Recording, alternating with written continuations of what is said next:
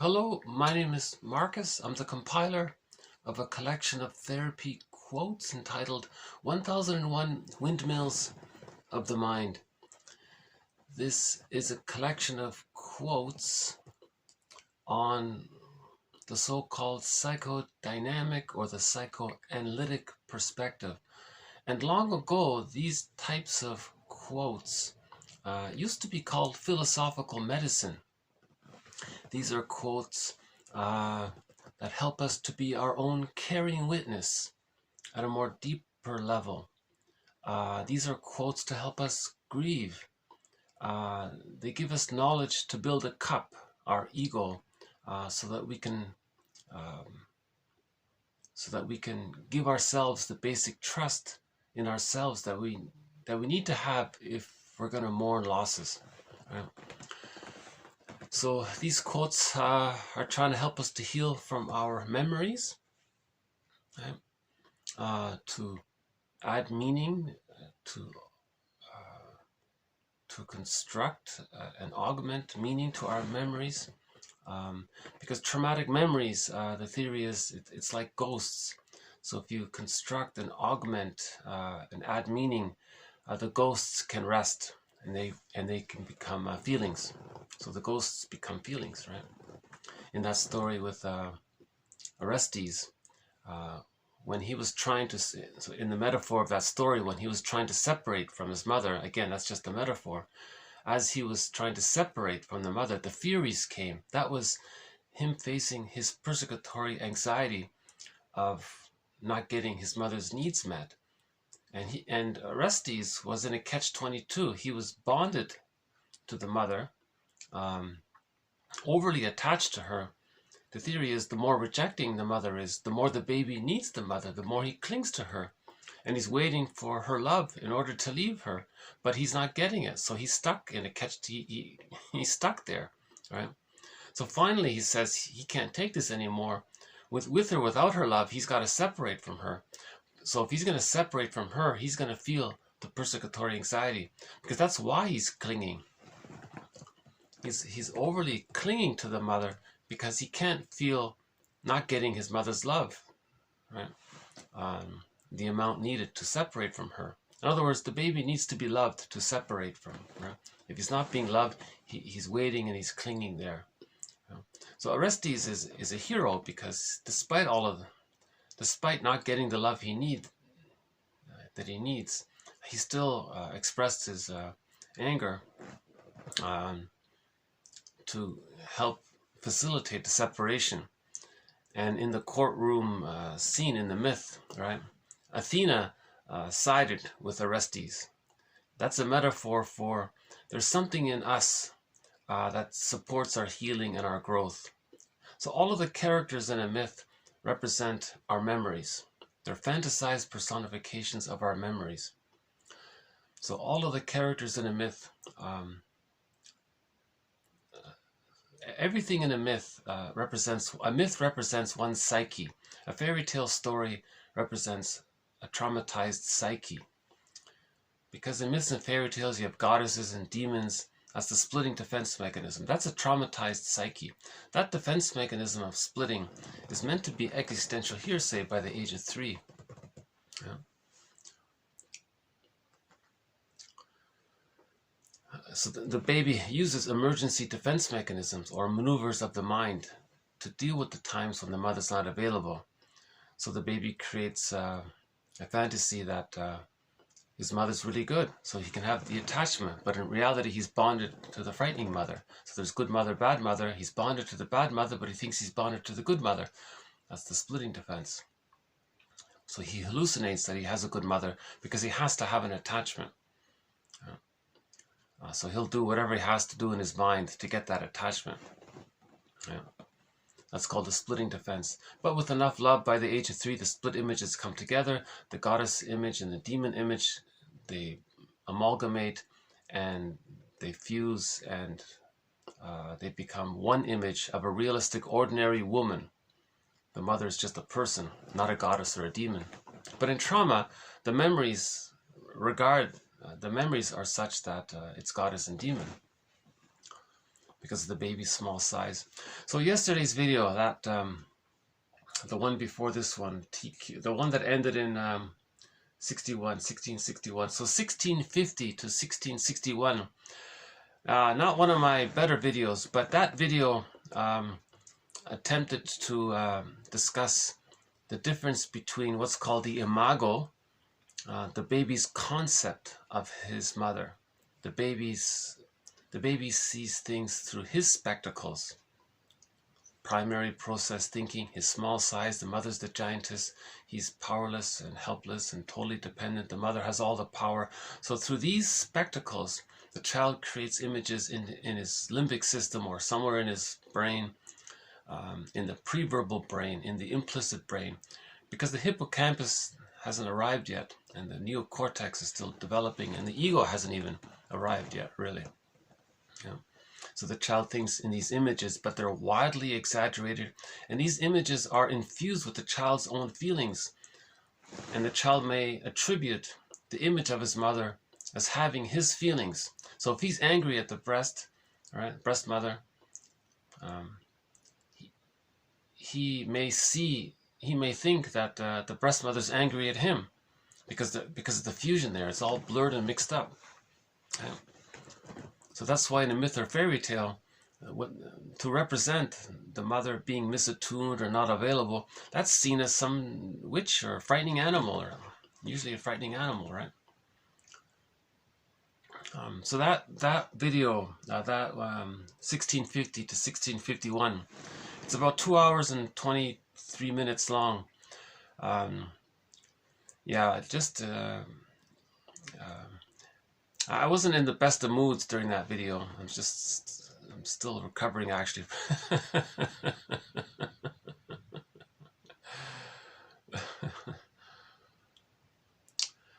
Let's see, how's the weather today? Hold on.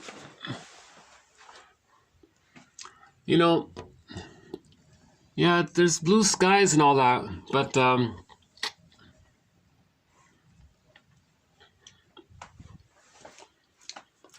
yeah, I couldn't do it outside. It's almost zero. It's about 2 or 3 degrees outside. But so I'm still getting used to this new venue here. I look forward to the spring in the summer when I can do these outside. So that last video, yeah, that attempt, that there are quotes in that video about the mother imago versus the reality of the mother. The mother was just on the phone, she's a person, but the child has a memory of some frightening animal wanting to devour him.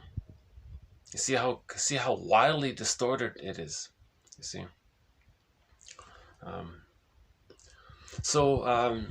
And we had a quote in that video about, if we can understand this distinction between the mother being a person and the child's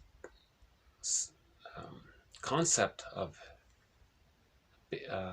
based on his memories of his interaction with his mother, and then concluding that the mother is some frightening witch or a bad animal, a dangerous animal, if we can understand this difference, he was saying that's key to healing. Right? It's interesting. Every author has their own little focus on what's the key to healing. So he was Turo was saying that, right? Another one says healing is you got to heal the splits, right? You know, you got to realize that you're connected to the frightening mother. That's a painful verdict of reality. Right? And then you have to forgive the mother, so that now as you forgive her and understand her, now you're seeing her as an ordinary person. Then you can get the key out from under mother's pillow. You can differentiate psychologically from the mother. And other authors say, you know, it's all about mourning, but healing the splits is the mourning process, you know. And there are other ideas around it. Burglar has his theories. You got to confront the defense mechanisms, and other theories. Others say, no, you got to give complete and total reconstructive interpretations. Right? You got to provide interpretations that link the person's general complaint in life with when it started in childhood and how it's being replayed in the present, here and now. And you got to link all three. See, Masterson has his approach, and it's interesting how everyone has a little approach.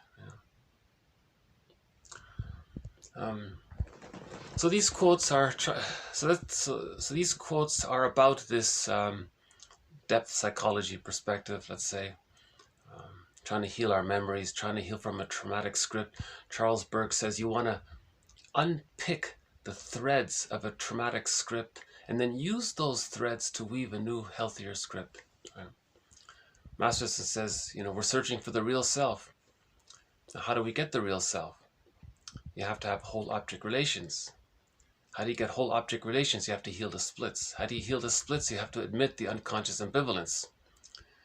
When you admit the unconscious ambivalence, the metaphor is you're being your own alchemist. Right? Because when you heal the splits, you get the key out from under mother's pillow, then you get the golden ball. The golden ball is in the cage, but you need the key. Where's the key? It's under mother's pillow. Right? But that's a symbol of seeing the mother as an ordinary whole person. But to do that, you have to heal the splits. The splits is goddess and demon. So you got to heal that to get a pillow, ordinary person. People use pillows, it's a person, right? So you have to forgive the mother and see her as a person and not operate through your unconscious fantasies of goddess and demon. That's the splitting defense mechanism. And we have a few other metaphors about the psychodynamic or the psychoanalytic perspective, sometimes called object relations theory.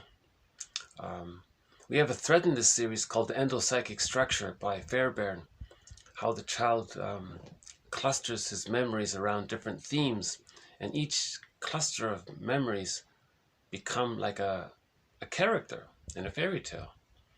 These characters are called internal objects or introjects, right? Ghosts or phantoms, and you have a whole host of them in this internal theater. Right? And the idea is to heal this theater. You want it peaceful in there. If it's too traumatic, things are too fragmented, and there's splitting, and there's repression, and compartmentalization, and so on. So yeah, and in that last video, we mentioned the movie Two Worlds, that French comedy film. It's a fantasy comedy. He was transported to this fairy tale world that represents his unconscious. Again, myths and fairy tales represent the unconscious. They represent the traumatized psyche. So now when he created peace in that fairy tale world, when he zoomed into his realistic interpersonal world, he saw things more realistically and his life got better because of it. Whereas prior to that, he saw things in an exaggerated way. He thought his wife was cheating him, and she wasn't. She couldn't take it, so he was, right? Okay, so 1001 Windmills of the Mind now has over 1,600 quotes. We have the core collection, TQ1, therapy quote number 1 up to 1001, plus all of the bonus quotes. But these bonus quotes are just as good as the quotes in the core collection, so it's a continuation. And there are over 30 topics or themes or threads that run throughout the series. Every major defense mechanism is a thread. The psychology of emotional eating, the psychology of religion, the psychology of prejudice, and so on. Yeah. And the psychology of myths and fairy tales, of course. And yesterday in that in that bad mood video, I wasn't in the best of moods. We added some quotes to a new thread on this idea of the difference between the imago, the baby's image of the mother, versus if you were to take a simple photograph of the mother, that's realistic, that's how she looks. But the imago is the baby thinks the mother is a demon. Yeah, I know. So we're talking about how the internal theater influences our perceptions. we distort reality in the present because we're trying to heal the splits within. When there's trauma like that, we sort of try to recreate or relive in some symbolic way in the present a childhood painful scene to see if we can get a better outcome. Now, it can't be done, it's a secondary delusion, but the theory is we're creating this mirror so that we can see what's within. Right? So projection is like creating a mirror. Laughlin calls it the mirror defense. You look in it and you see your traumatic memories. Right? So my favorite quote is, projection is the means of bringing repressed material to consciousness. So we have a thread. Hold on a sec. Yeah. Okay, so we have a thread in this series on the psychology of prejudice. It's a big topic, one of the major threads here. And all throughout the core collection and well into the bonus quotes, I've been talking about the internal psychodynamics of prejudice, right? So mainly just a main brief part of it is that when something's repressed, if we feel unloved, that's too painful, so a person may identify with the aggressor. Now the unloved self, when something's repressed, it's seen outward to preserve the repression and the denial. So when it's seen outward, the person finds themselves finding some safe substitute other, and they want to say how bad they are because they want to communicate, right? That when they were a baby, they believed that their mother, that the way the mother treated them when they were a baby, it led to them thinking that they were bad. So now they identify with the aggressor and say others are bad. Now that's like creating a mirror. They're re-dramatizing, they're creating this dramatic scenario as a mirror for the person to see his traumatic script. So again, the theory is if something's repressed or forgotten, there's an innate drive for healing. That's psychic pain, that's mental pain, emotional pain. There's this drive for healing, right? There's nature's innate drive for healing. Just like someone gets a physical wound, the body's trying to heal it. When we get an emotional, psychological, spiritual, emotional wound, again, the psyche wants to heal it. How does it heal it? Well, this is all pre-verbal, so how does he heal it? He wants to recreate it somehow, like dramatize it somehow, like act it out somehow, like on a theater stage. Or right? So how does he see what's repressed? How does he know what's repressed? He can only know it through his attitudes towards others. So he'll find some safe substitute other, right, and say that they're bad to communicate that their mother thought that they thought that their mother thought that they were bad. Right? So if the baby's not getting love, he may cope with it by identifying with the aggressor. Then he does to others what his mother did to him to communicate what his mother did to him. So he's creating a mirror. Right? So when the baby's not getting fed properly or soothed properly, he doesn't feel safe and all that, he feels he's being devalued. He can't take it. The persecutory anxiety is too much. He feels devalued. So his true self, his hungry, enraged, empty part self, his shamed self, his despised self, his humiliated self, whatever we call it, that gets repressed. Yeah. Now, he identifies with the aggressor. Yeah. Because if the mother's not available, he needs the mother more. And he just becomes her at some point. Right? That's his coping strategy to deal with being unloved. He just becomes like the mother. Now what did the mother do? The mother put the child down. Now he, in the role of, since the mother put him down and now he thinks he's her, he's going to do to others what she did to him to communicate what she did to him.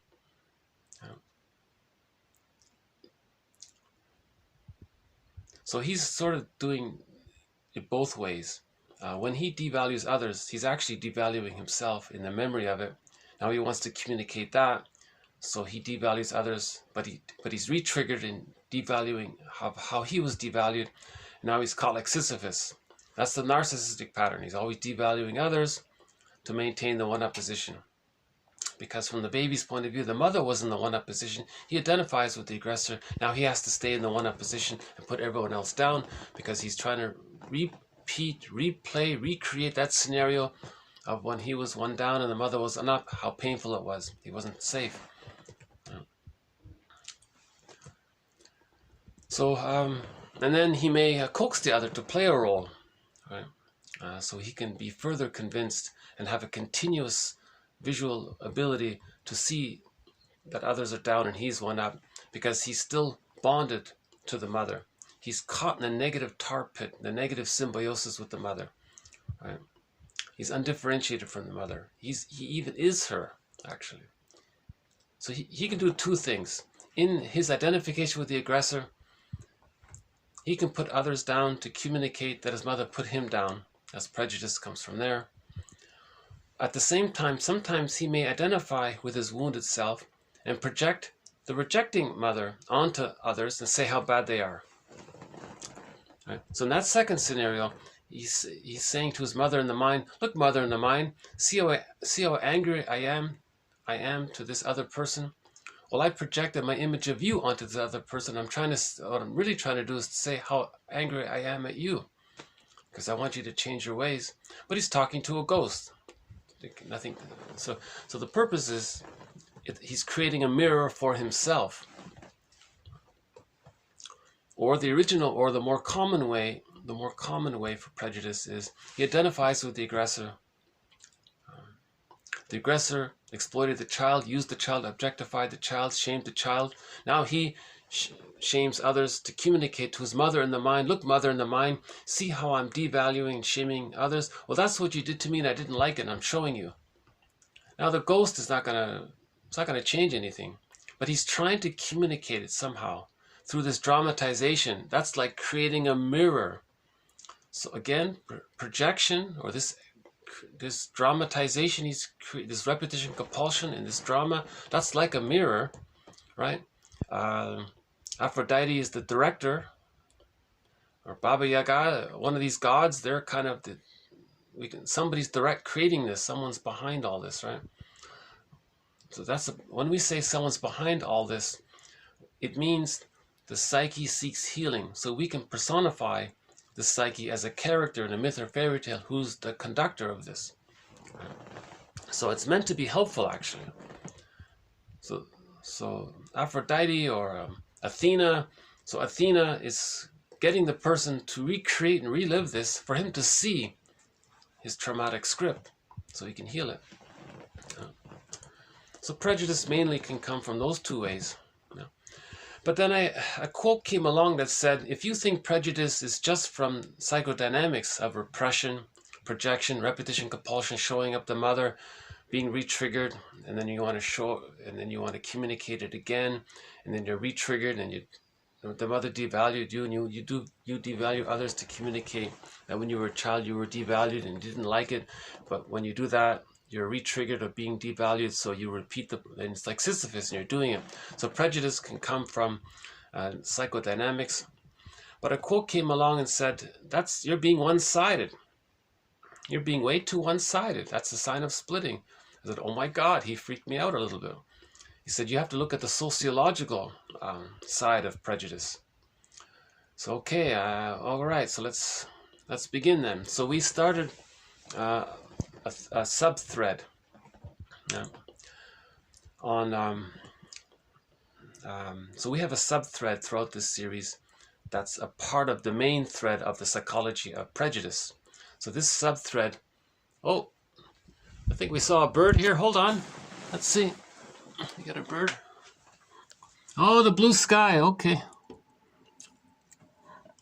Okay.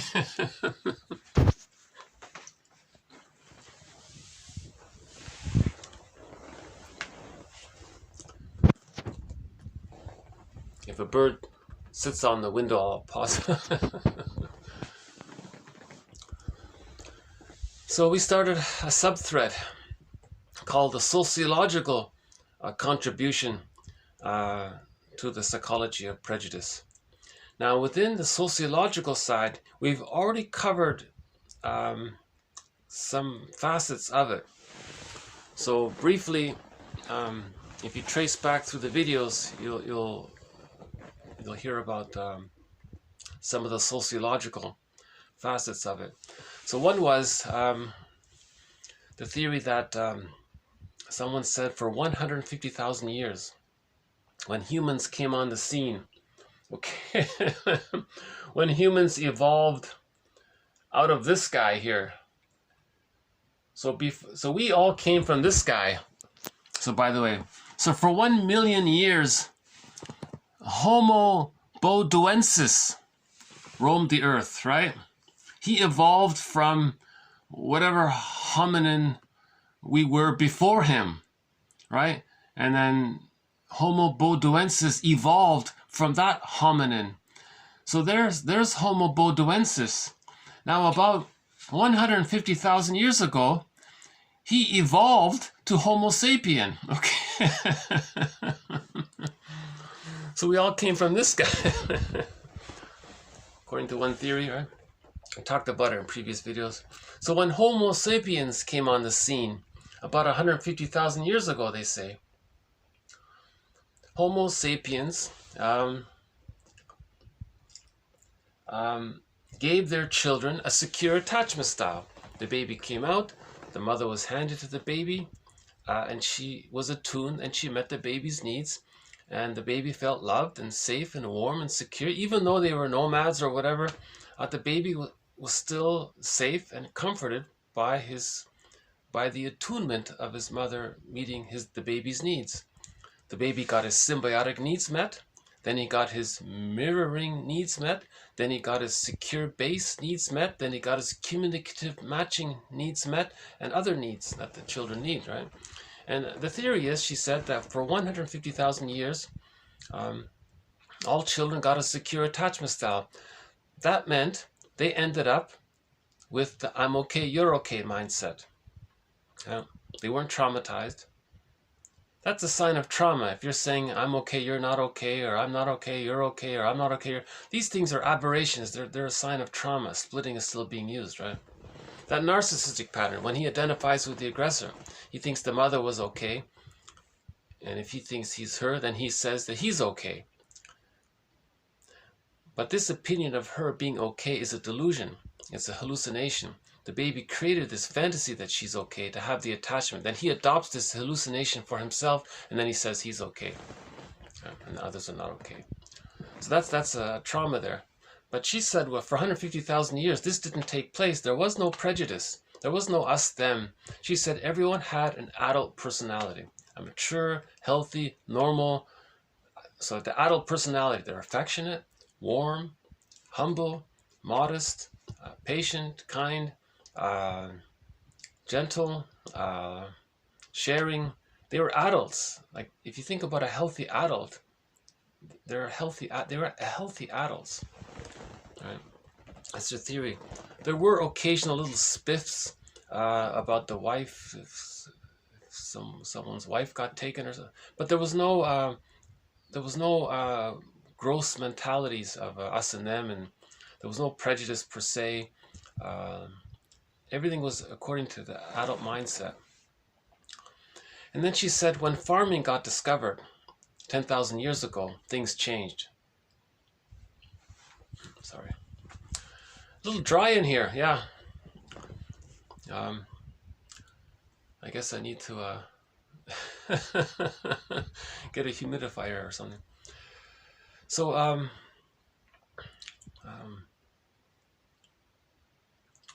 where was I? You know, what I'm going to do is, if I feel a need to distract myself, maybe I'll do... I got an art book here, so I'll just take you to a photo. If I ever need to... so I got these little art books here. So if I need to turn the camera, what I'll do is I'll just I'll just randomly open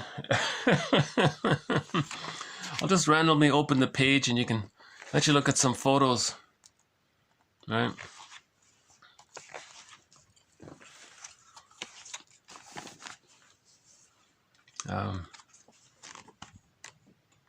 Sunflowers, peaches, okay. Oh, there's a seaside there, right? Oh, there's a pretty one with the birds, yeah. I love the birds ones, yeah. Well, that's nice, the unicorn, okay.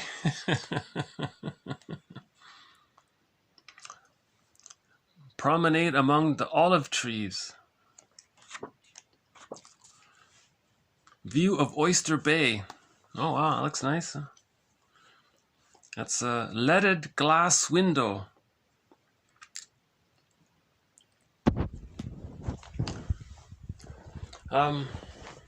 So she said that humans were healthy psychologically.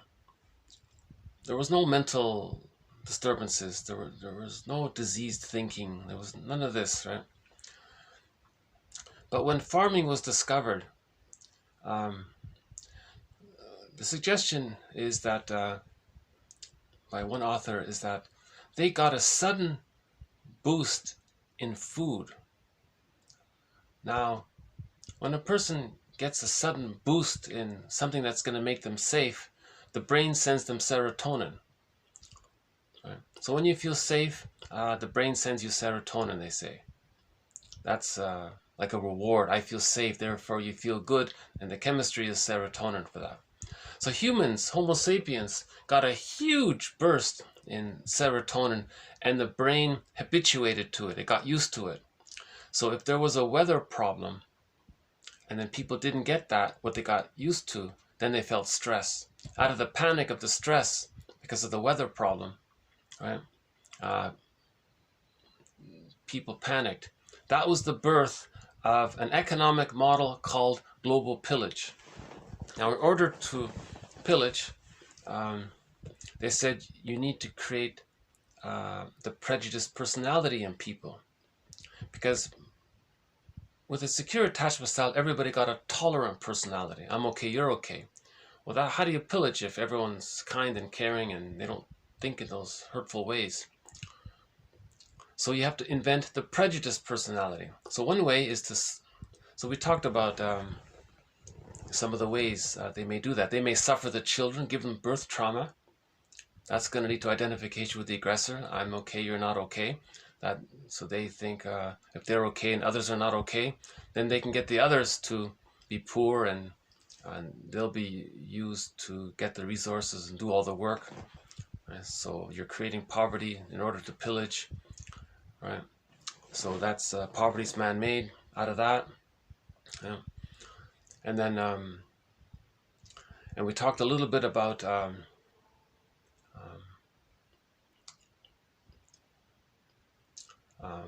if the school system came along, they want to, it's part of the, if the economic model is still pillaged, then the school system is still going to indoctrinate people. Well, one side is good, one side is bad. And in our subthread on the psychology of religion, they promote repression. So religion was invented actually simultaneously with the global pillage, because religion, ironically, can create the prejudiced personality. Yeah. So the perpetrators, they think I'm okay, you're not okay. So they're using religion because it creates. Remember, religion is repression. Religion promotes repression. Right? When there's repression, there's projection. When there's projection, there's prejudice. And if you're not aware of it, that's called religion. Spirituality is you're aware of it and you own it. So religion is against spirituality, despite what they claim. Right? Because if you're promoting repression, you're promoting projection, then you're promoting prejudice. Now, ironically, the victims of the pillage and the religion, right? The victims of it all, they're handed the same religion, but they're focused on the rescue fantasy. Reunion with the great goddess, reunion with the mother. So they're comforting themselves out of the pain. Right? So religion has two sides to it. The aggressors use it to create a pool of poorly paid workers, he said, poverty.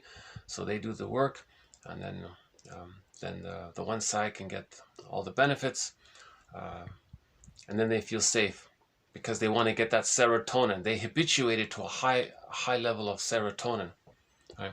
Now the victims, they're under stress. Now how do you keep them placated? Well, hand them the same religion, but they focus on the rescue fantasy. So one day they're going to be saved. So they still have hope. You see, ironically, the victims still have hope that they're not okay and others are okay. But in the prejudiced personality, they say, I'm not okay, but I'm going to believe I'm fake okay, and you're not okay. But I'll convert that into saying, I'm okay, you're not okay. That's how they, so they're stuck that way. And with the narcissistic pattern, it's repetition compulsion. They're creating outer poverty to say to the mother in the mind, look, mother in the mind, you gave me inner poverty. And that re-triggers the memory of being given inner poverty. So they're going to create outer poverty to say, look, mother in the mind, see how I created outer poverty? That's what you did to me. And I didn't like it. I want you to see it. But he's talking to a ghost. It's not going to change. So Athena says what the person's doing is, this is a mirror. And if he's not conscious of it, he's just going to repeat it like Sisyphus. Yeah, it's dry in here today. Hold on a sec. I'd rather have you look at pretty photos than have you look at me sort of try to moisten, try to deal with the dryness in here. So yeah. Oh, there's a nice one. The snow one. Oh, that's a nice one. What's that? Autumn Landscape, Tiffany Studios, New York. Leaded glass window. Oh, that's a nice one. Yeah, look at that. Autumn Landscape, Tiffany Studios, New York, 1923. Leaded glass window. Oh, that's pretty. Wow. Oh gosh, I'd love that for that for that right there. Jeez, maybe I should get a poster of that one and put it up somewhere. Sorry if I'm distracted sometimes. Usually when I'm outdoors, I can turn the camera and have you look at a bird flying by or something. So I'm improvising here. So again, in order to create the prejudiced personality, religion was invented, right? So they go together, basically. So we talked about the schooling, about the conditioning. So we talked about Jane Elliott's work. So we have a few facets of this subthread. The education side of it through the conditioning, Jane Elliott, the religion, how it promotes repression, to serve, to work as a tool for the pillage and the plunder for the serotonin, right? And traumatize the babies, that'll give them the prejudiced personality. So these are the sociological sides, the sociological external sides to it. Now they intermingle with the internal dynamics, but he said you want to be balanced. If you want to understand prejudice, you have to be balanced and look at both sides. So another facet to the sociological side, so I'm going to start a new facet here, and I'm inspired to do so because we have a thread on the psychology of emotional eating. Merriam-Woodman says if you can understand the psychology of emotional eating, you can heal, you can understand yourself. Another author says, if you understand the psychology of religion, you can understand yourself, you can heal, right? So why not apply that to the psychology of propaganda? It's filled with psychology. Propaganda has immense psychology in it. So I thought maybe we should start, maybe we should add to another facet to our subthread on the sociological factors to prejudice by including some examples of the psychology of the propaganda. So I'll try. So again, everything's this. Identities are all protected, unfortunately. When a therapist writes a book about explaining a case study, they always disguise the identity. I don't think anybody has ever known who they were talking about. So if you read a case study by James Masterson, you have no clue who it is. And they all say, that's a unanimous given, they all say, I'm going to describe a client, but I'm not going to give you their real name. I'm not going to tell you any details that'll help you to know who this real person is. They'll change the name, they'll change the age, they'll change the occupation, they might change the city. They might even add little things to confuse it a bit, but they want to keep the teaching point there, you see. So you never know who it is. But the point is, they want to teach the psychodynamics, they want to teach the therapy process. So they have a case study yes, it's based on a client, but you don't know who that client is. Or often it's based on a grouping of clients, and they create a fictional composite client to represent a group of clients. So there it's really masked, right? So if I'm going to do some facets of the psychology of a propaganda, I'm doing the same thing. I'm going to mask it. I'm not going to tell you where, when, which country, which place, who. It's going to be so vague like that. So it's impossible to recognize, to link it to any individual thing, right? So I'm adopting that spirit of the therapists when they write about their case studies where they protect the identity, right? The goal is to teach healing, right? So my goal is to teach the psychology of prejudice here. So I'll try with two examples here. This is a new idea here. Hold on, let's go back. Let me get a little moisture. Let me give myself a little moisture here. Waterfall. Waterfalls apart in the air, hang like hair. Light instills itself in strands of water falling. The cliff stands. All right, so there's a cute little poem for the waterfall one, right? Again, waterfalls apart in air. That's a part of us, right? So we feel sort of lost in air, right? We're apart in air. We're lost in thought. We're dreaming, right? It hangs like hair, so it's vulnerable to the winds, right? Light installs, yeah, so we're exposed, right? Itself in strands, so a little fragmented there. Of water falling, there's emotionality there. But the cliff, it stands. You see? So the cliff, that's our core self. That's who we are. But we have feelings. So the water represents feelings, but we can hold the feelings. Just like the cliff can hold the waterfalls, right? We are the cliff and we hold our feelings, the water. You see? So this is a metaphor, right? So by the way, Waterfall by Samuel, who is it? Menache, is it? 1925, and the painting is underneath Niagara Falls. Ferdinand Richard. Okay, oil on canvas, 1862. 1862. Yeah. Okay. That's a very good little poem to match that painting, right? They did a good job there. All right. Again. So we are the person. We're a body. Our ego, right? Us, the person. We have feelings. The water represents the feelings. Okay. Now the feelings are moving. Water falls. Water movement. It's moving in the air. It's moving around. You see? Hangs like hair. Okay, so it's moving, right? There's light installs. So there's a kind of aliveness there. There's a kind of sprinkling there somehow, right? Or it's animated somehow. It's shining somehow. So we're feeling it. So that we're feeling our feelings, right? Light installs. Our feelings are infused with feelings, right? With light. Maybe we're conscious of our feelings. Light means consciousness too, right? Itself in strands. So we have mixed feelings. See, our feelings in strands. We have mixed feelings, right? So when we feel something, often we have mixed feelings. Part of me feels this, a part of me feels that, right? Okay, of water falling. You see, moving, in other words. The waters are the movement of our feelings, right? Now the cliff stands. That means we hold our feelings. We contain our feelings. The mother is meant to contain the feelings of the baby. You see? So we're trying to do this for ourselves. We're trying to hold our feelings ourselves. You see?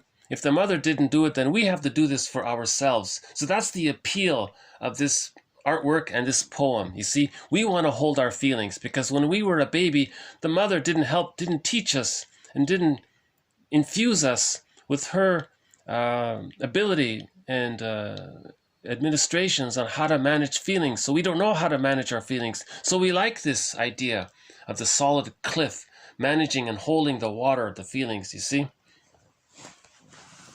So we have a thread on the psychology of art. So I thought also, so I just sort of spontaneously added one there about it. So let's go back to our new facet on the subthread of the psychology of propaganda. So the premise I'm making is that if we can understand the psychology of propaganda, we can understand ourselves. Just like if you can understand religion, the psychology of religion, you can understand yourself. If you can understand your eating habits and emotional eating, you can understand yourself, right? So if you can understand prejudice, you can understand yourself, right? If you can understand splitting, you can heal. Splitting, understanding prejudice means understanding splitting. That means you can heal, you see. So, okay, so let's give this a try. Let's see how it goes. This will be our first example of propaganda.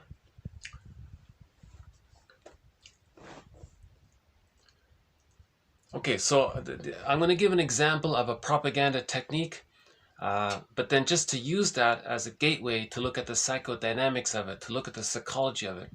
So our goal is to look at the psychology of propaganda. We're not going to focus so much on the details of what the propagandist is doing on the outside. All right, that's not what this series is about. Psychology is about healing the soul.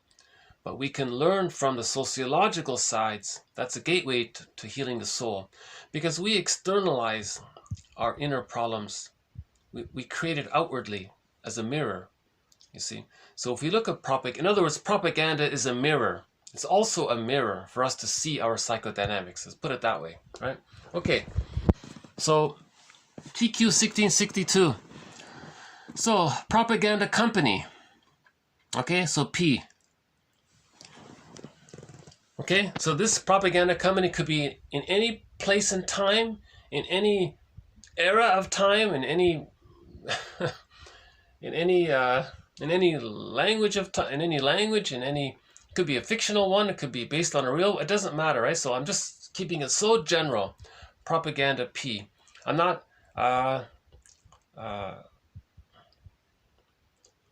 right, that's how therapists protect or hide the identity of their clients. They say Mr. X or Mr. M. Well, who's that? You have no idea. So I'm doing the same thing. So propaganda company P, right? Okay, so let's call him P.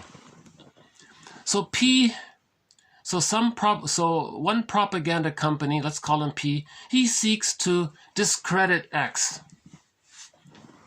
Okay, so let's say as part of the global pillage plunder system, right? Some pillager, whatever, let's say, they hire a propaganda company, and the propaganda company says, okay, well, we can plunder the resources of X's land, but we want to discredit the leader of that land, so we can put in our puppet kind of thing, right? So let's just put it that way, right? So propaganda company hired by some, serotonin seeker, right? Or a collection of serotonin seekers out of the panic, right? So it's the pillage, right? So some pillagers, they hire a propaganda company to get rid of an honorable, let's say, some leader there who doesn't want to be plundered somehow, right? Because in the economic plunder, it's exceedingly unfair, right? The United Nations just announced that that billions of people are living in poverty on $60 a day, a month. Sorry, well, that's not so bad. $60 a month, every month. How can a person live on $60 a month? You got to pay rent, you got to buy food, you got to pay your bill. How does this? That's dire, right? Billions of people are living on $60 a month. And out of that, 30,000 children die in the process of that. Every day, every day, every day. You can see how extremely greedy and cruel this pillage is, right? You know, the proposal for mutuality and win-win, that's better, right? But this idea of we take all and leave you in suffering, right? So she explained it. The pillage system means you got to create a pool of poorly paid workers. Now, how do you incentivize them to be willing to work as voluntary servitude? How do you get that? Well, you create so much poverty, and the people around see how 30,000 children die a day out of it, that maybe that'll motivate them. They're depressed, but they don't want to die, so they voluntarily agree to plunder, right? So what a cruel, it's an extremely cruel system. It's hard to even think and talk about it, right?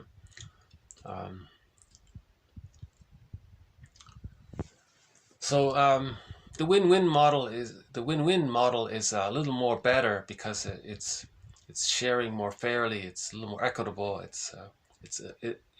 doesn't gets people to live some kind of decent life somehow.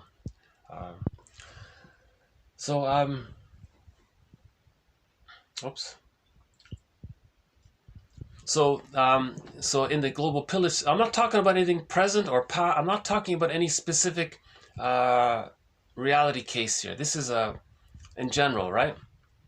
So, although it sounds sort of familiar, I mean that's sort of the idea. It's meant to sound familiar because how do we learn if we don't recognize it, right? Somehow in some way? So let's say the propaganda seekers, out of the greed, out of the plunder, everyone's in a panic. They got this high level of serotonin, right? And they were traumatized by it. Remember, when the global pillage system began, that created the prejudice system. That meant the babies were traumatized. Now, when the baby's traumatized, he's going to be greedy to communicate his voracious hunger to be loved, but it can't be done. So he's chasing symbolic mother, so that's goods and material and gold and so on, right? Material means mother, so material things and money share the same common root of the root word for mother in Latin, mater. So mater in Latin produces material, meaning mother, produces material and money. So the person is seeking mother. Mother, I didn't get your love. I was traumatized as a baby. The mother says, sorry, we panicked. We had to suffer the children. Well, I don't like it. You know. So he wants to show up the mother. He wants to be greedy. So a person who's greedy is going to say, look, mother in the mind, see how greedy I am? I'm showing you how desperately I wanted to be fed and held and nurtured properly. But he's talking to a phantom. So it doesn't work. So now it's Sisyphus. Now he's re-triggered and he does it again. It's Sisyphus. Re-triggered, suffers. He wants to communicate it again. So the goal is to make this conscious. So that's why we have myths and fairy tales and stories, and now we have psychology jargon to make this more explicitly conscious. The goal is to make the unconscious conscious, right? So when there's a painful memory, it's pre-verbal, right? How do we communicate it? We communicate it by acting out and dramatizing. So either we repeat and don't remember, or we be conscious and we remember. Right? So, yeah, it's very dry in here today. I want to do some more photos. Hold on a sec. Sorry about that. These photos aren't so bad here, eh? Actually, we could just sort of spend some more time on these photos The lion is at rest. Okay. Yeah, he looks relaxed there. Another one here. Tiger and cubs. Right? Glory of the garden. Right? What's this one here? The gardener. Detail of a miniature. Was that a wedding? What's this? I think that's a wedding there. I'm not sure. Okay, I'll look back on that. Okay, path in the Ile Saint Martin. Vethelieu. Oh, that's Monet, huh? Claude Monet. Oh, man, there's a Monet. Yeah, that looks pretty good. Yeah, it's very dry. This is the driest I've ever had it in here. Okay, so in this case study, the pillage system, the administrators of the pillage system, right? In whatever era it was, this could be 1,000 years ago, whatever, or it could be at any time in general, right? We're just speaking about a pattern here. The pattern of creating a mirror, right? So that we can look into it and see our painful childhood memories in the mirror, expressed in symbolic form, so we can be conscious of it. Again, projection is the means of creating a mirror is the means of bringing repressed material to consciousness. That's how we heal. The goal is healing, right? So the psyche wants us to heal, right? So they said, oh, okay, there's some resources over there, but that guy, he doesn't want to hand it over. He doesn't want to give it to us. So we gotta force him. So it'll be easier if we take him, if we replace him with a puppet, because the puppet can, placate the workers, and then they can hand over the goods. So they figured out that the best way to plunder and pillage is to put in a local puppet, right? They say. So they hire a propaganda company to help facilitate or lay the groundwork for it or something, or to condition the people about it. Okay, so again, they want to discredit the puppet. The leader, because they want to put in a puppet. So before they put in the puppet, they want to discredit the leader of that region, let's say, okay, or that territory. Okay, so propaganda company seeks to discredit, okay, to embarrass, shame, make him say that he's no good, right? Now, this leader, so let's call him Mr. X. Now, Mr. X, he's going to try to protect himself from P's statements and actions, right? Now, P responds by broadcasting that X is doing what, in fact, P is attempting to do to X, right? Now, P is viewed as all good and wise for exposing, right? For exposing his own harmful behavior, right? But getting people to think that X is doing it. So now P is viewed as good for exposing how bad X is. But X is just protecting himself from P. But the people don't know that. They don't understand that X's behavior is just to protect himself from P. X has a behavior, and then P steps in and says, look what X is doing. They're doing what we're doing to him. Again, P responds by broadcasting that X is doing what in fact P is attempting to do to X. Right? So P is confessing. By saying X is doing such and such, P is confessing what he is doing. That's part of the propaganda. Propaganda is confession, or prejudice is confession. Right? Now, people think P is so good and wise for exposing all this. Okay? Now, at the same time, P acts out his anger toward a substitute for his pre-Oedipal mother. Okay? So P was traumatized.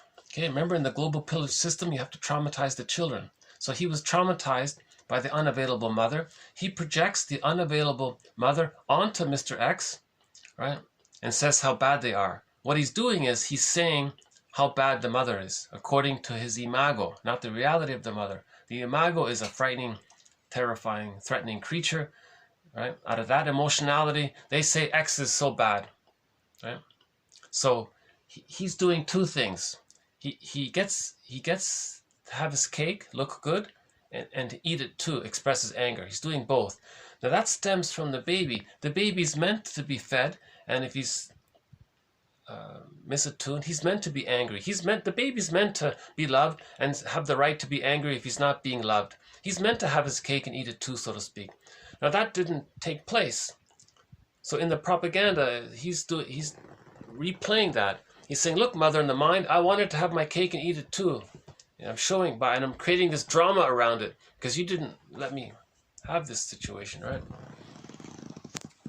So the original trauma, okay, times when breastfeeding and holding with the mother were more hurtful than loving, okay? So that's a trauma. When there's trauma, there's repetition compulsion to master the trauma. So in the repetition compulsion, P seeks to show up his bad mother by saying, in effect, to his mother in the mind, quote, look, mother in the mind, okay, imago, introject, internal object, fantasized personification of traumatic memories, ghost, phantom, etc. See how I look good in the eyes of others?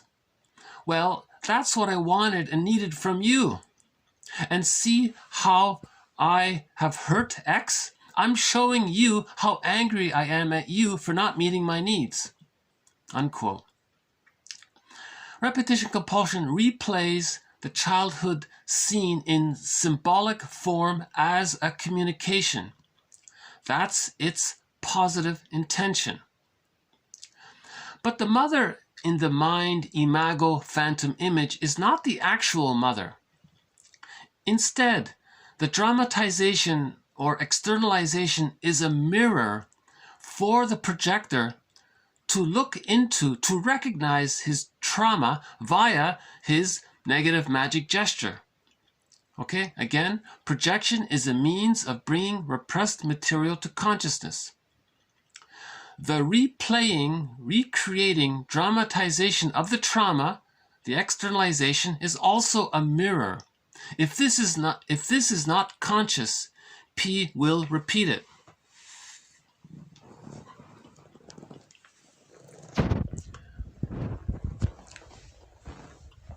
I wish I could express it in more beautiful language and more and present it in a more professional way.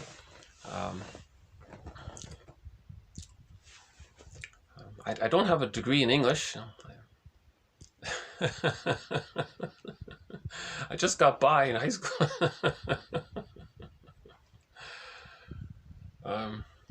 But hopefully the idea got through, right? The baby has a need to be seen as good by the mother. So let's say the traumatized baby didn't get that. The baby has a right to be angry at his mother and still be loved. So he didn't get that combination. Now he wants to recreate that. He wants to communicate that. So he creates a drama.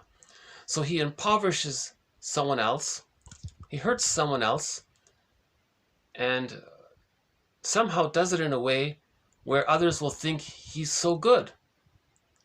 So the aggressor, the perpetrator, is viewed as good. He's managed to, now he's doing this, so this is propaganda, he's doing this because he's in battle with his phantom and with the mother in the mind. He's saying, look, mother in the mind, look what I created. I'm showing you what you didn't give me.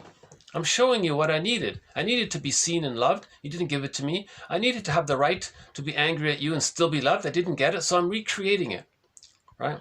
And so this hooks in to the global pillage system, right? Where the propagandist can exploit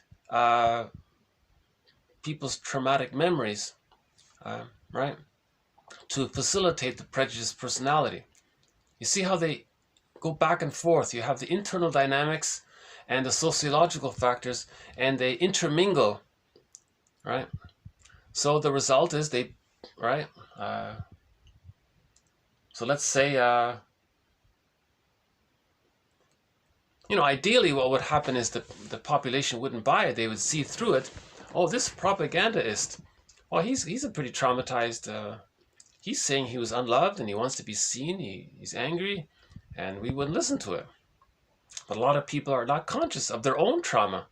So they're drawn to it, and they're saying, yeah, right, and they're cheering it because they have the same wish. They have the same wish to show up the mother. They have the same wish to have their cake and eat it too. They also weren't breastfed properly. So again, that thing about breastfeeding, the mother has to be attuned and feed according to the baby's needs, not use some schedule and not use some bottle. We had a quote about the bottle. They said if the bottle is there, that traumatizes the baby because the baby has an innate expectation for the psychosomatic breast, because the breastfeeding is not just about the food. The breastfeeding is about taking in mother's emotionality of soothing and presence and all that. The bottle doesn't provide that. So they call that suffer the children. That creates the trauma. They end up with the prejudiced personality. In the prejudiced personality, that's a trauma. When there's trauma, there's repetition, compulsion. In how do you communicate it? You externalize it. You see? So these psychodynamics feed into the propagandist's agenda to serve the global pillage system to plunder. You see? Now, the plunder, again, creates victims, and then you hand them the religion and they have the rescue fantasy, one day things will be better kind of thing. See? So that's one example about it. So this is a facet of our sub-thread on the sociological side to our main thread, the psychology of prejudice. So my goal is to teach the psychology of prejudice, but I have to include the sociological side because they feed into each other, and the sociological side is a mirror to see the internal. The outer is a mirror for the internal. So we need the outer to understand, to see the internal. Just like a myth or a fairy tale is a mirror for the internal. Myths and fairy tales describe traumatized psyches. The psyche is internal. How do we see the internal traumatized memories? We create this metaphor of the myth or fairy tale. So we need the outer representation or dramatization to see the inner. You see? So that's what he meant 3 months ago when he said you're being too one-sided. Now I'm starting to get a better appreciation of what he meant now, as I say it now. Okay, we'll do one more example here. But to hold on, let me get some moisture. Let me get some moisture here. Oh, here's a nice one. What's this one? Bird watching. What's this one here? Shi Tao or Tao Chi. Okay, 1642 to 1707. Leaf from the album Wilderness Colors, ink and color on paper. Yeah, it's nice, ink on color on paper. There's probably a poem there. I don't know what it means. But is there a translation for that poem? Maybe that's it there. No, that's not it. Well, that'd be interesting. I'm sure there's a beautiful poem to match that one there, right? What's that one there? The beaches. Oh, that's it. Another Monet. Oh, Monet. We got 2 Monets so far, hey? Claude Monet. He seems to be popular in here, huh?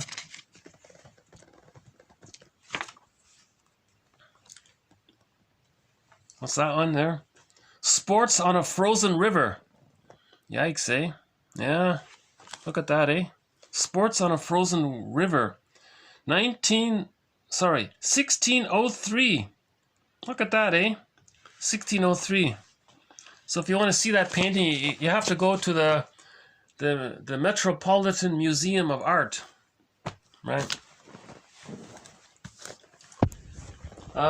So we'll do a second example here. This one's a little more difficult to explain. This guy was an extremist, one of these right-wing neo, you know what? He thinks the world is made for those with a shade of beige tone of skin, and he doesn't think that the world is made for those with a shade of brown tone of skin. So he's one of these extremist, fanatical, deluded, psychotic. It's diseased. Prejudice is diseased intellectual thinking. Prejudice is a kind of disease of the mind, right? So this guy had this kind of mental disease, let's say metaphorical mental disease, or diseased intellectual activity. What did he call it? Diseased intellectual processing or something. He had diseased intellectual processing, let's say. I'll have to look that up. So we often say that colloquially, that prejudice and racism is a mental disease, mental illness. But that's too triggering to say that. So we kind of try to be more objective. It's a metaphorical mental illness, right? Because we use the word disease for biology, we don't really think about it when there's an emotional disturbance, right? Or when there's a trauma. We don't even have terms for it. So one author said it's diseased intellectual processing. Okay, so he had a severe case of splitting. Okay, so prejudice is splitting, right? Goddess demon images in his fantasy, right? So this guy here, I'm not going to mention the date, what year it was, which country it's from, which language it's in. It's all disguised, right? But it's a good example because this speaker was very popular. And what he was doing was, let's see if I remember it correctly. So his goal was to create the us and them, right? His internal psychology is us and them, goddess demon. So he's externalizing it. He's not aware that when he says, oh, they good, we good, they bad, when he's doing that, he's not aware. He's creating a mirror for him to see that he's still using the splitting defense mechanism. Splitting is meant to be resolved by the age of 3. And he's trying to heal. So he's outwardly saying, these people good, those people bad. So, right? He's creating the splitting. So he's externalizing what's internal. He's creating a mirror for him to see his internal. You see? So, and he can't face that he's too bonded to the frightening image of the mother. He is bonded to the frightening image of the mother, but he hallucinates that he's bonded to the good mother, and he identifies his identity with this hallucinated image of his mother being good, when in reality he denies that he's bonded to the frightening image, meaning he's so unloved. That's a splitting. So he has to say others are so bad. Now, when he says others are so bad, that's a mirror for him to see that he's bonded to the frightening mother. So what does propaganda? Okay, let's just read it first. Hold on. Okay, so propaganda speaker. So let's call him P again. Now he seeks to spread hate. So he was a hate monger, fear monger, right? One of these, Okay, so we know the type, right? So he was a propaganda. So this propaganda speaker, okay, this hate monger. Okay, he wants to spread hate against, okay, the X by externalizing his psychic splitting. Okay, so he puts on a show of I'm all good and X are all bad, using 3 devices. 1, articulate speech to appeal to the grandiose part self imago as taking refuge in an autarkic fiction. Autarkic fiction. Articulate speech to appeal to the grandiose part self image, imago, by taking refuge in the autocratic fiction. Okay, so taking refuge in the infantile megalomania. So remember in an earlier quote, when the baby's unloved, he takes refuge in his grandiose part self. That's Bergler calls it an autarkic, I'm not sure how you pronounce it. Autarkic. It's from autocrat, right? He's an autocrat. How do you make that as an adjective? He's an autocrat. Autocratic? Autarkic? Dictator fiction, right? Okay. I'm not sure how you call it there. I have to look. I'll update this one. So he takes refuge in his infantile megalomania. So out of biology, the infantile megalomania is still there up until the age of 18 months. Now, if he's traumatized before the age of 18 months, he still holds on and takes refuge in his grandiose part self-image. So his self-concept is split. His true self got repressed, projected out, right? It's shamed. Now he says others are no good. Now he holds on to his grandiose part self, this dictator fiction, this fictional fantasy image that he's a little dictator, a little god, a little all-important, right? So, so this person is using articulate language to confuse people and to show his advanced vocabulary, making people think he's in the one-up position, right? Now he wants others to identify with this person. So he says that he's so great through his impression, gives a perfect impression, lots of poetic language involved, and but he's misusing it, right? And a lot of advanced terms. He's very eloquent. And I remember now, this guy is on a lot of, someone called him Mr. Meds or something. He was on a lot of meds there. So his use of all of these antipsychotic meds and his, was a Ritalin or something, makes him a little hyper alert in his speaking and hyper focused, and he needs to be hyper focused and articulate as a defense against his an underlying psychotic substructure, which he denies, and he can't face it. That's why he's on these antipsychotic meds. Now here's a guy who's really troubled, and he's trying to maintain the repression because he can't face it. See, he doesn't understand that what he's saying is a mirror. So he goes to the therapist and he doesn't understand. He says, well, you can take these pills or something. So that's his device. So that's why he was able to be so articulate and so smooth and quick in his delivery. It wasn't natural. It was like on steroids. It was his cognitive skills on steroids. And he has advanced degrees in the languages and all these things.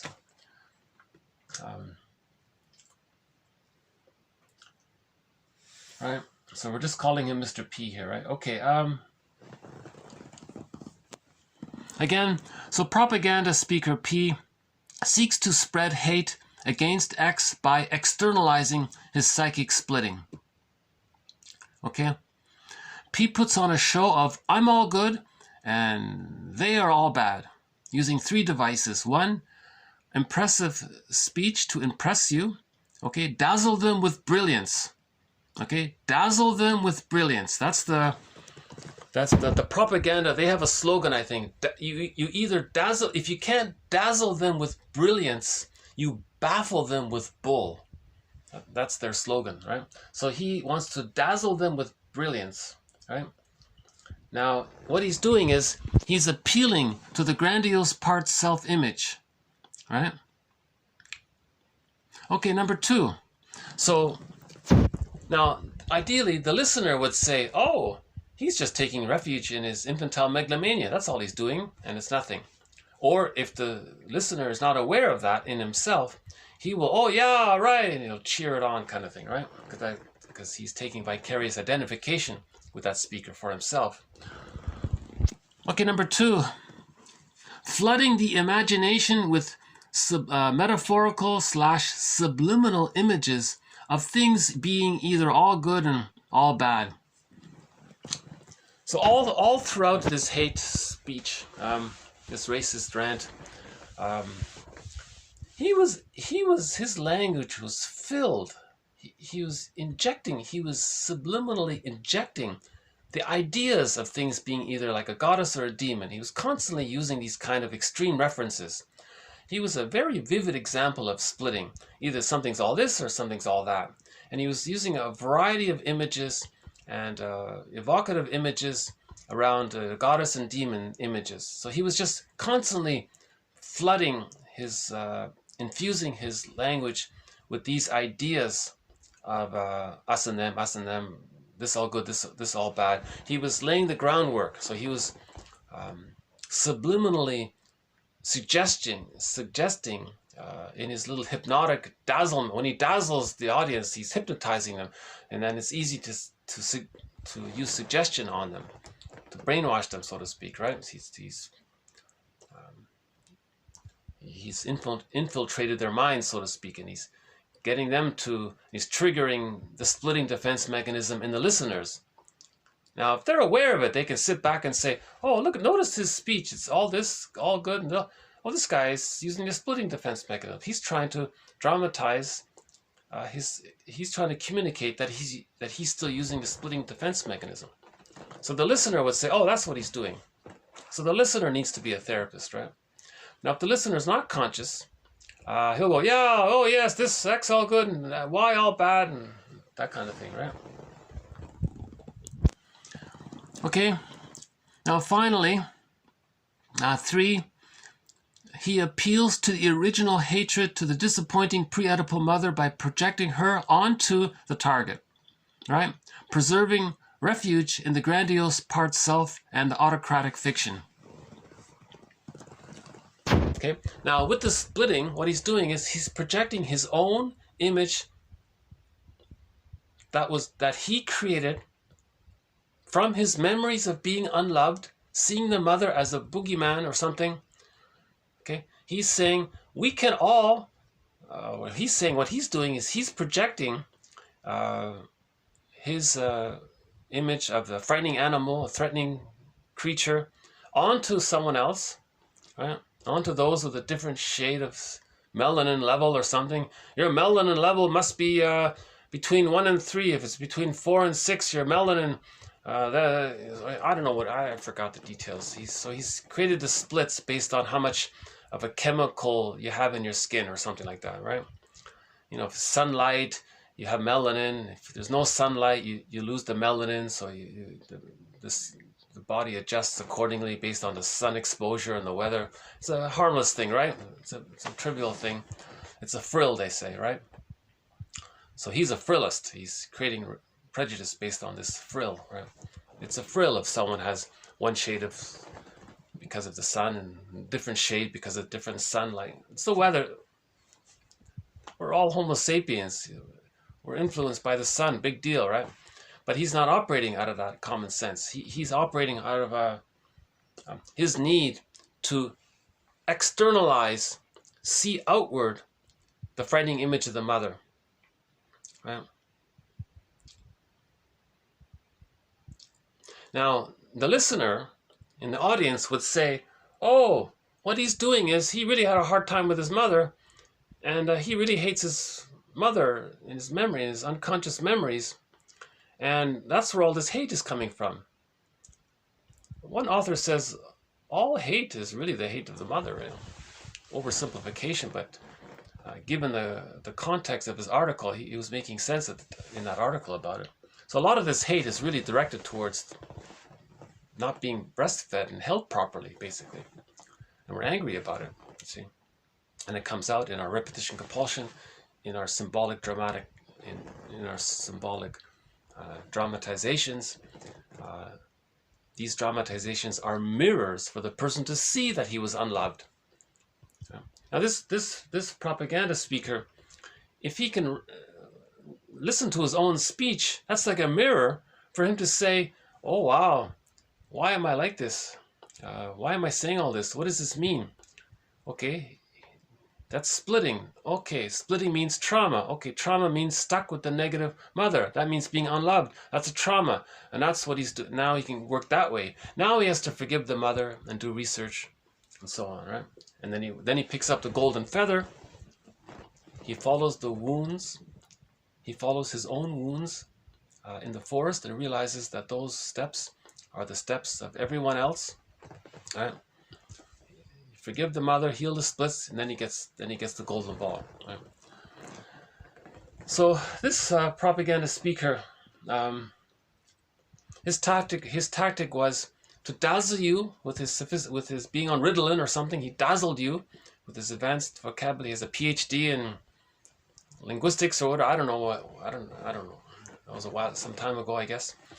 I didn't look into it too much, to be honest with you. I just accidentally saw a bit about it. But he was very dazzling. He was very dazzling. Dazzled them with brilliance. He embodied that, I think. Yeah, that was step one. Now, so he's taking refuge in his grandiose part self. The listeners, they can take refuge in their grandiose part self through their vicarious identification with this speaker. So now they're feeling serotonin, because when you're in the one-up position, you get serotonin.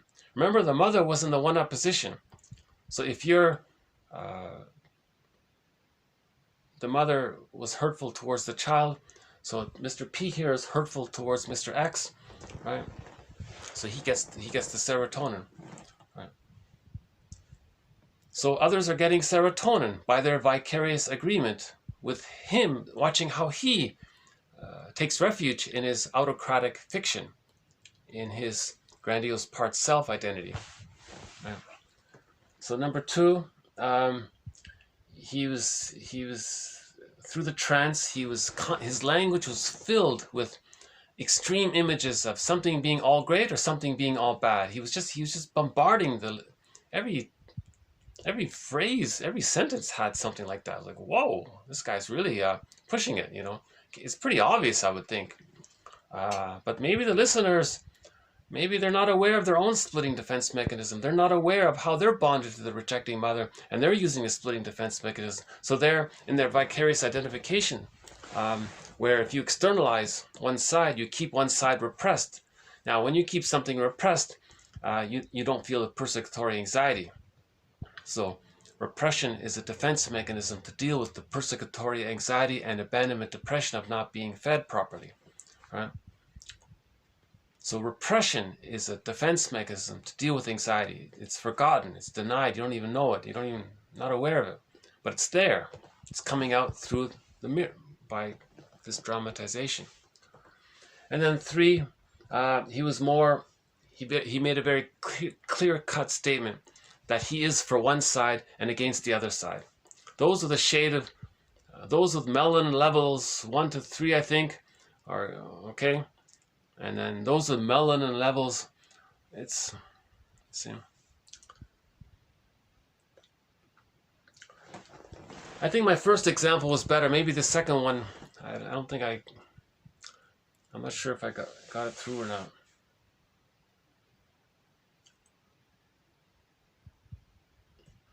In other words, when someone says that a certain group, let's take two small towns in the countryside, in country X, and these two small towns are close to each other. The people in one town will say that all of us in this town are good and all of them in that town are bad. And in the other town, they're doing the same thing. We in this town are all good and those in that town are all bad. That's the splitting, right? Each member is meant to see that if they have that thought and they're going along with that thought, that they were unloved as a baby, right? So splitting is confession of being unloved.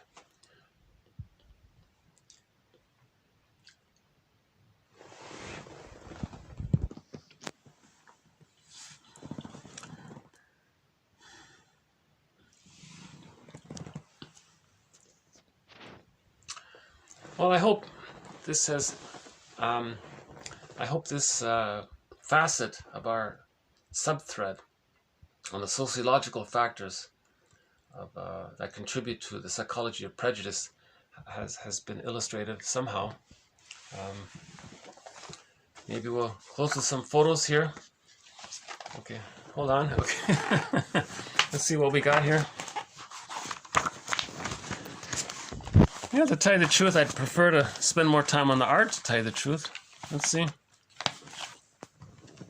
Are you seeing it here? What's this?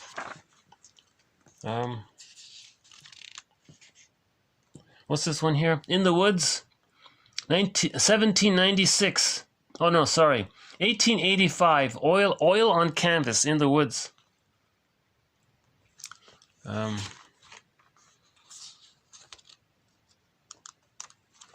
Well, that one's nice. What's that one there? Oil on canvas. Peach blossoms. Okay, Villiers, La Belle. Is that it? That's the name of the. That's the name of it. The artist is Childi Hassam. Okay. And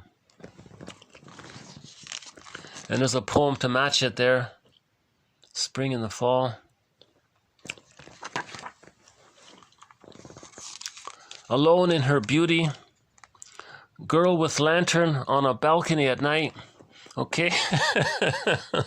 Alone in her beauty. Another one there. Souvenirs. Well, that's a nice one. What's that? The Coming Storm. Oh, Jesus.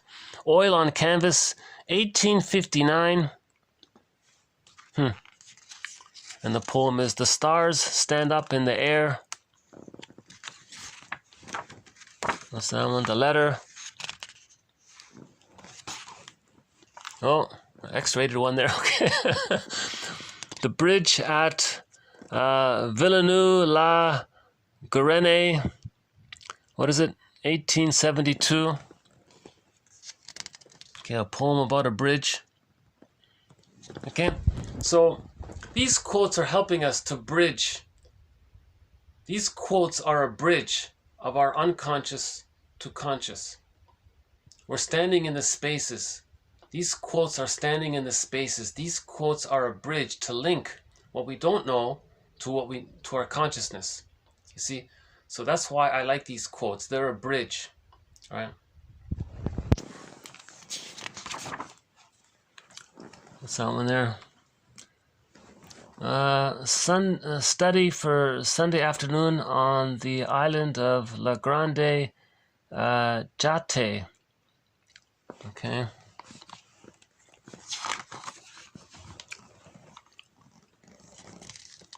I'm not really a fan of some of this modern stuff, but telephone booths. Well, that one's not so bad. Telephone booths, okay. 1967. What is that? Acrylic on masonite. Yeah, that's interesting, eh? Acrylic on masonite. Well, that guy there reminds me of me a little bit. Okay. Oh, loneliness, huh? Oh, stargazers. Office in a small city. Flowers.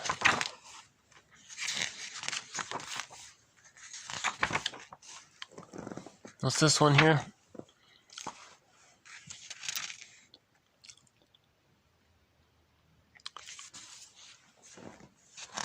The Jester, yeah. Oh, here's a good one. Okay, see this one? Yeah, is that Picasso? No? Stepping Out by Roy Lichtenstein, 1978. Okay, that's similar. See, that's similar to the Picasso one, right? Girl in the Mirror. Very similar to it. That's his shadow side. This second part, that's what he doesn't know about himself. You see?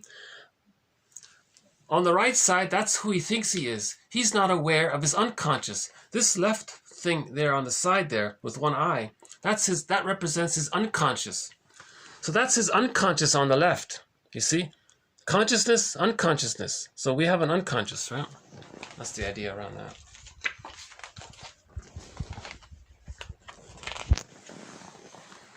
Another Monet. Oh, he's popular here, huh? Claude Monet.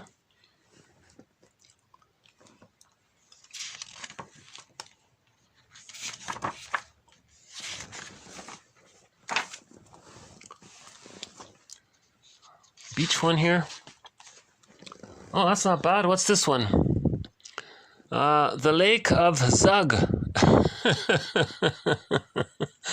The Lake of Zug. Watercolor. 1843. Colored chalk. Oh, watercolor and colored chalk and whatever gouache is. Gouache. Watercolor, gouache, and colored chalk. 1843. It's not bad, huh?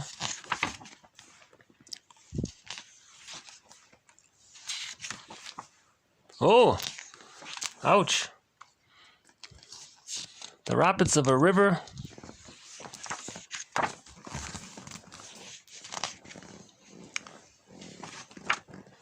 Oh, there's a nice chest here. What's this called? Oh no, embroidered. Embroidered cabinet. Box. Decorated with scenes representing the five senses. Oh, I see, the five senses, right? Touch, see, hear, right? White satin with seed pearls and coral. Okay.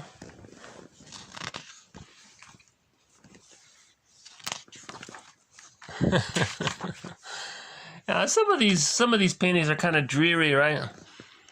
I don't know, that's okay, right? Autumn river.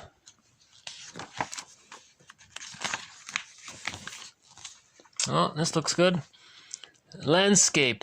Okay, needlework, upholstery on the back of an easy chair. Oh, that's an easy chair. Wow. Upholstery on the back of an easy chair. 1758. Look at that, eh? So she had a lot of time on her hands, right? That's interesting, eh? So back in 1758, some person wove this on the back of an easy chair. Yeah. Well, that's interesting. Allegorical figure.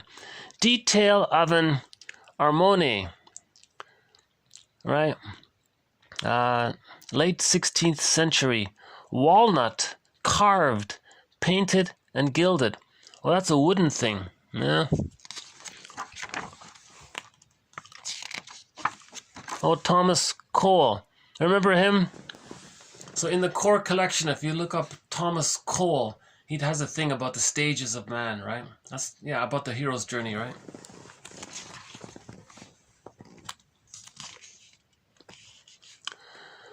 Poem. Should we try a poem here at random? Here we are again together as the buds burst over the trees. Their light cries, walking around a pond in yellow weather. Flesh, so sunny, right? Okay, so it's sunny outside. Here we are together. Okay, it's springtime, the buds, fresh clouds, and further, oh, I do not care to go, not beyond this circling friendship. Oh, okay, so they're friends there, and they're enjoying their companionship there. Damp, new air, and flustering snow. So it's an all-weather friendship, right? Remaining long enough to make the leaves, autumn, right? Excessive in the quickness of their mild return, okay? Not needing more than earth and friends to see the winter sow. Okay? So that's like a nice little friendship poem, right? Describing the seasons. And all you need is the earth and some friends, and you can handle the winter, right? Okay.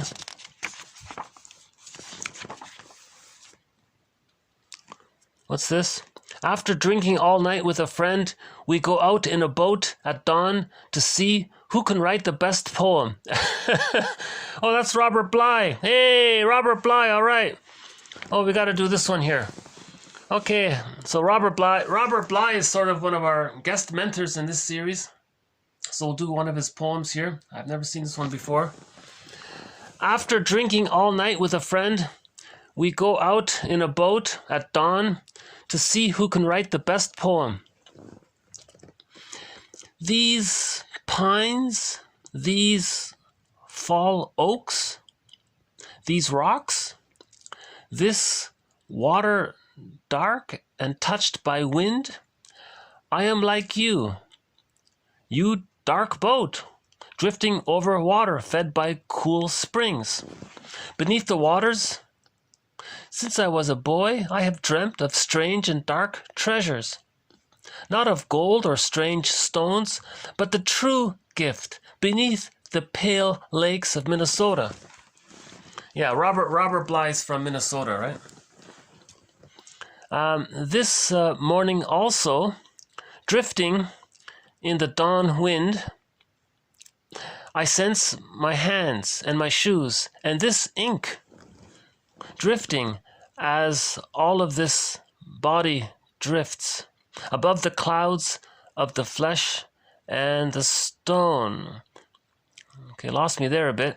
A few friendships, a few dawns, a few glimpses of grass, a few oars weathered by the snow and the heat.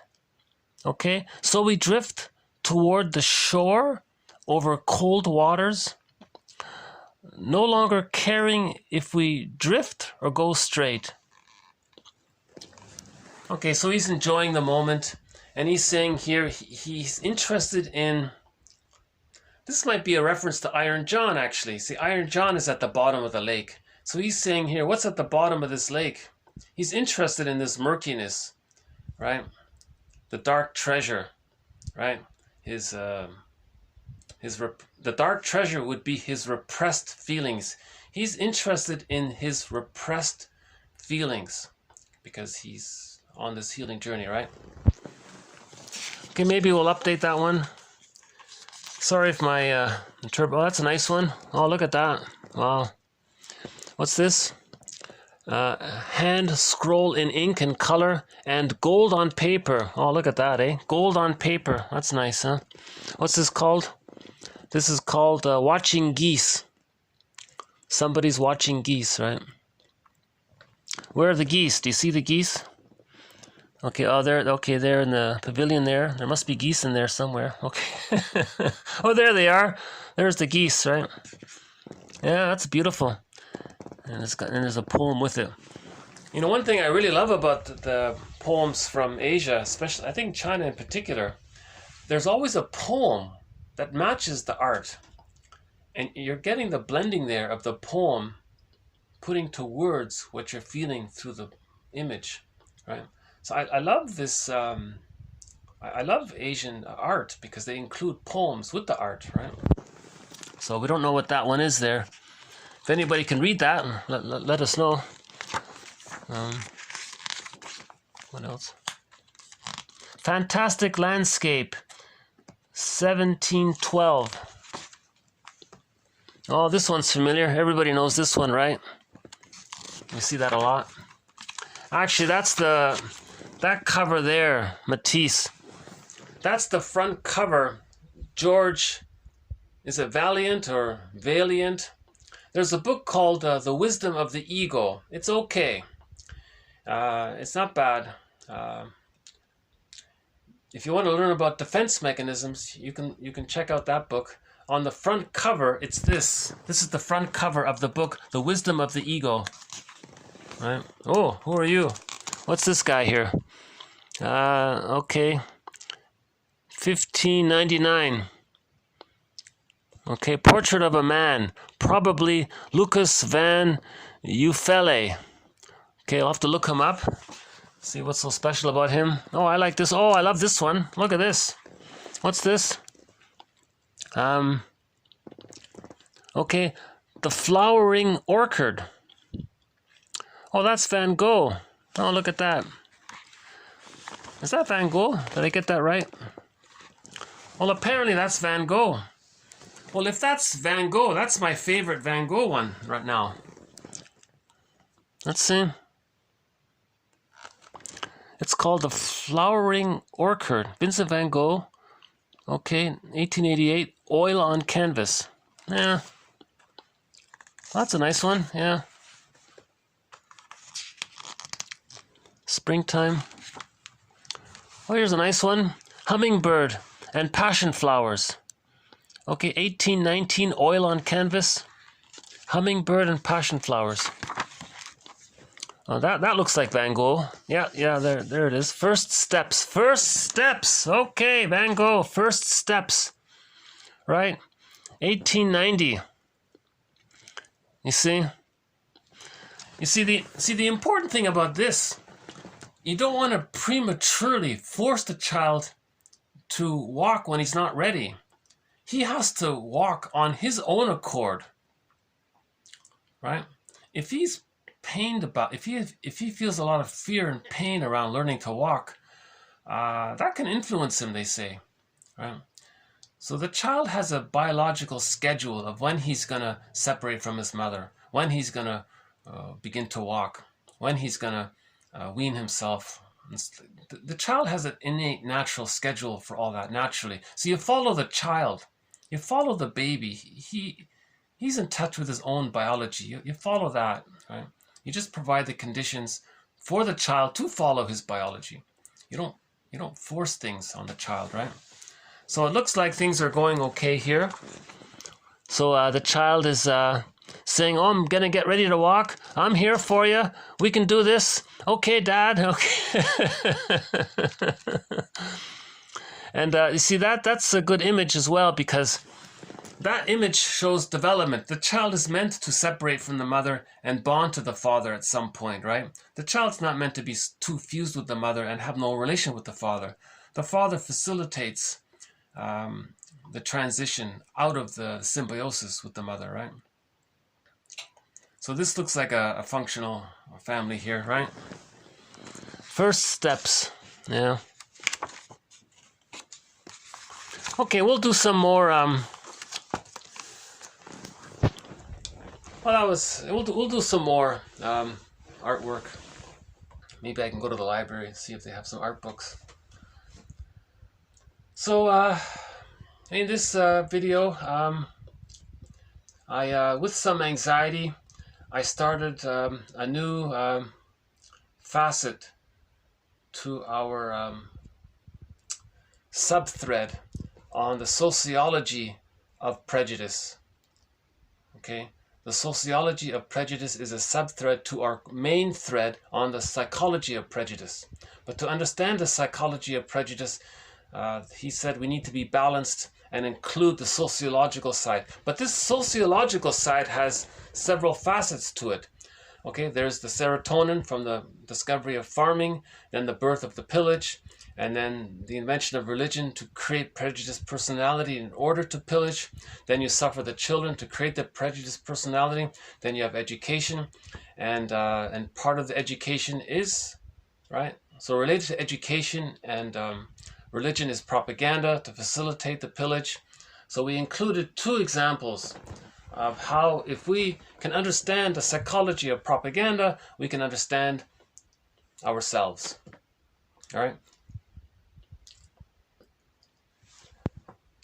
So we want to be like Odysseus here. If you're listening to propaganda, you want to tie yourself to the mast. So any kind of temptation that serves as a regression, okay? So the sirens there represents this kind of appeal to regress. Repression is regression. Projection is regression, right? Propaganda is, negative propaganda is regression. That's the sirens. Odysseus is saying, no, no, no. Right? He ties himself to the mast. That guy, that other guy beside him, he has wax in his ears. He doesn't even hear it. See, my theory is that this guy here on the left here, this guy here, right? My theory is that's an advancement of Odysseus. Odysseus, represents the first phase where you have to make an effort to say no to the temptation to regression and prejudice. He's saying no to prejudice. Now this other guy, he's more evolved. He doesn't even hear prejudice anymore. What are you talking about? He doesn't even hear it. He's got wax. The metaphor is he's got wax in his ears, meaning he doesn't even hear it. He's unaffected by it, right? So we want to be like these two guys here, right?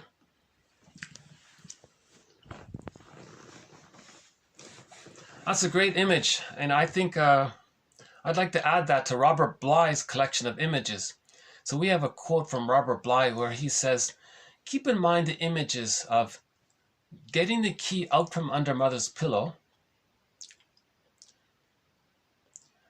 picking up the golden feather of the firebird,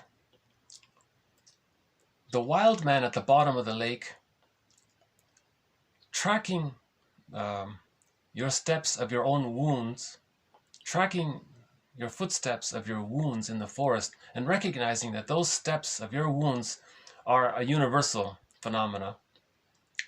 I'd like to add this image here of Odysseus tying himself to the mast, saying, no, he says, I now get how I betrayed my feelings. I now get how I was unloved, and now it's my job to give psychological birth to himself.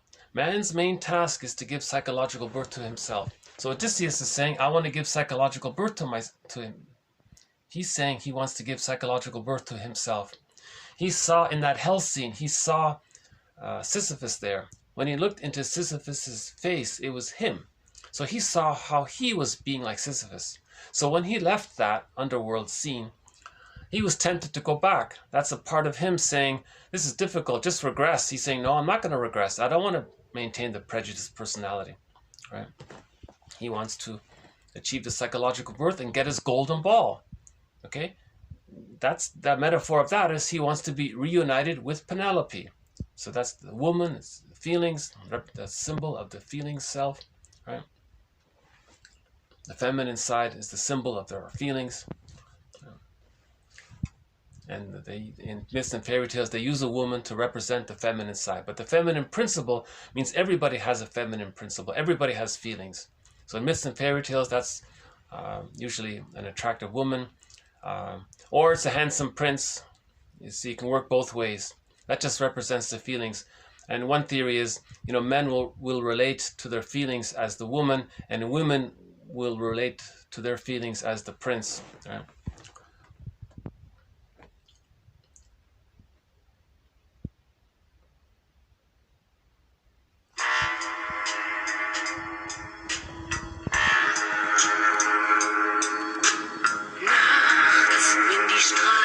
Plötzlich still sind, wenn die Stadt auf einmal schweigt, wenn aus steinernen Kaminen stumm der Mond zum Himmel steigt, wenn es hier in meinem Zimmer leer und einsam wird mich, suche ich in den dunklen Schatten die Erinnerung. Oh, the Piece of Wild Things. Hold on.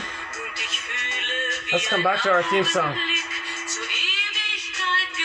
That's our theme song we're listening to, but I just randomly found The Piece of Wild Things. Here's a very good poem. Okay, and it matches this picture here. What's this? Aquatic birds at a pool. Okay, 18th century ink. Gold on paper. Oh, wow, another gold on paper. That's a nice one, eh? Okay, The Piece of Wild Things.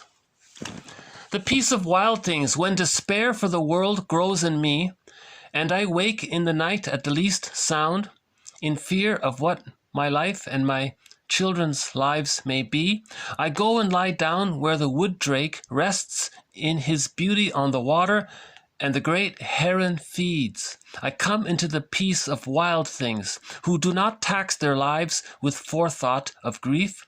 I come into the presence of still water, and I feel above me the day-blind stars waiting with their light.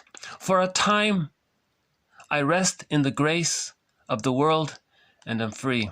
Wendell Berry, 1934. That's a good one, right? That's a very good poem, The Piece of Wild Things. Yeah.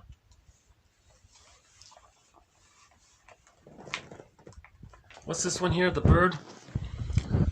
The bird, an adventurous bird walking upon the air. An adventurous bird walking upon the air. Wow. Like a schoolboy running and loitering, leaping and springing. Okay. Pensively pausing, suddenly changing your mind, to turn at ease on the heel of a wingtip, where in all the crystalline world was there to find? For you're so delicate, walking and airy winging, a floor so perfect, so firm and so fair, and where a ceiling and walls so sweetly ringing.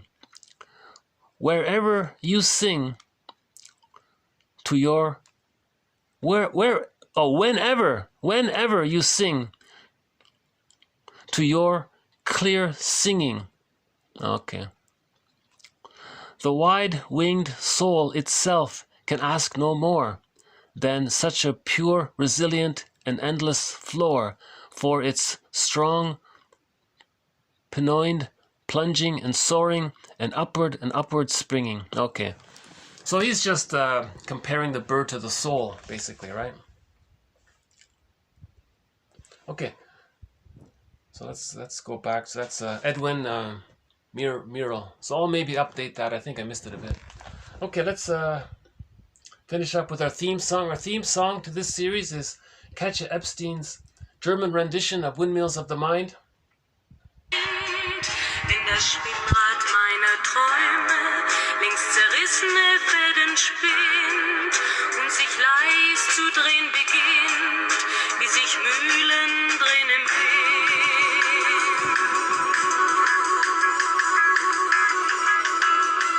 Und es kreisen die Gedanken ohne Anfang, ohne Ziel, wie die schnellen Wellenringe, wenn ein Stein ins Wasser fiel, wie ein Kreisel, den die Peitsche über Straßenpflaster treibt, wie Spiralen, die ein Adler in den Abendhimmel schreibt. Und ich fühle, wie ein Augenblick zur Ewigkeit gerinnt, wenn das Spielrad meiner Träume links zerrissene Fäden spinnt und sich leis zu drehen beginnt, wie sich Mühlen drehen im Wind.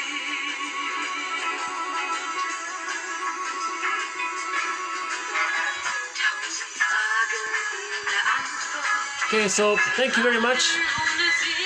This has been TQ 1662 to 1663.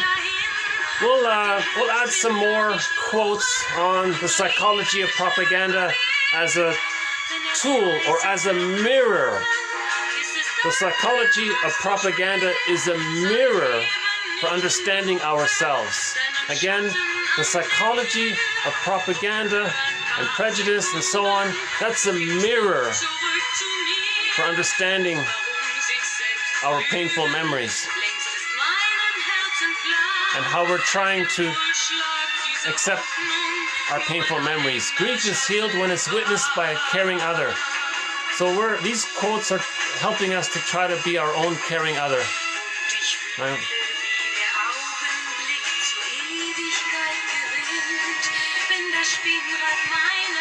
Here comes Katja Epstein's conclusion.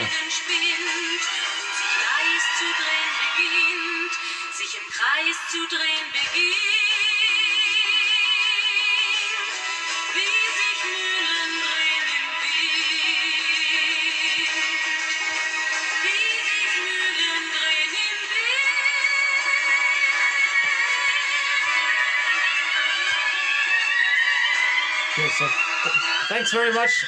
More to follow. Bye for now.